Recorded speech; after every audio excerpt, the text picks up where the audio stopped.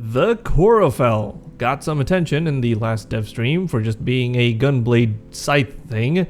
It's just that we don't have a lot of melee weapons that shoot projectiles in Warframe, so understandably this got a bit of hype going for it. In this video I'm going to compare it to the Redeemer Prime, which is arguably one of the best gunblades in the game, and to see if it's worth your time and platinum for those who would like to skip the mirror defense grind. As always, timestamps are in the description. The Corufell's blueprint and parts can be acquired from the mirror defense mission on Tiana Pass Mars.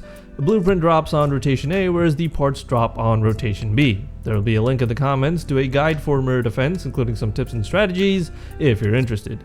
You look at this thing, you think, that's gonna do a lot of slash damage, right? Yeah, nah. The Corufell's IPS is skewed towards impact at 48%, so almost half the damage.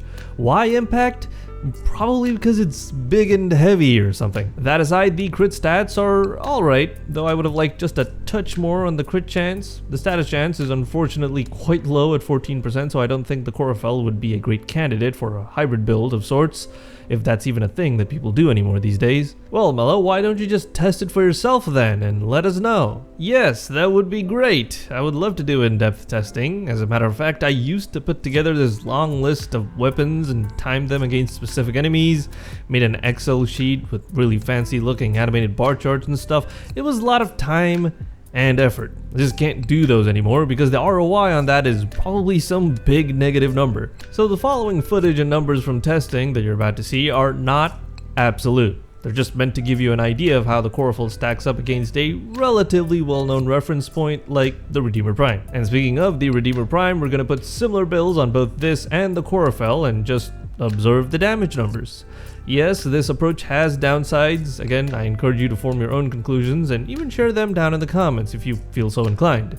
I would actually appreciate that very much. It became almost immediately apparent that the Corufell was a much better weapon than the Redeemer Prime at clearing large groups of enemies. I mean, just look at this. It's great. The Redeemer Prime does seem to deal a tad bit more damage, but I imagine both would do absolutely fine for the majority of Warframe's content. The Corufell also does not really need any attack speed mods if you're going for a heavy build, which I feel you should with this.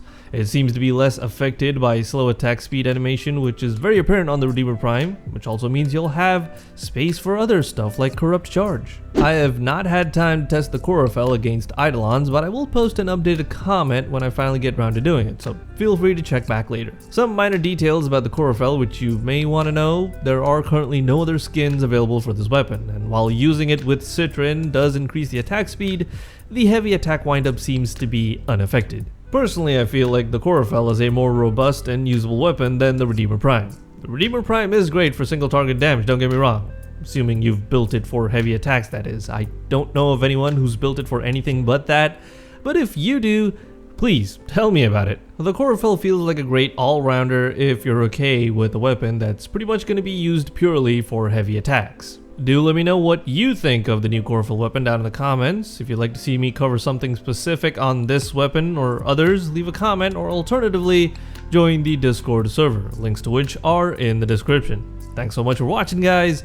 Have a good day.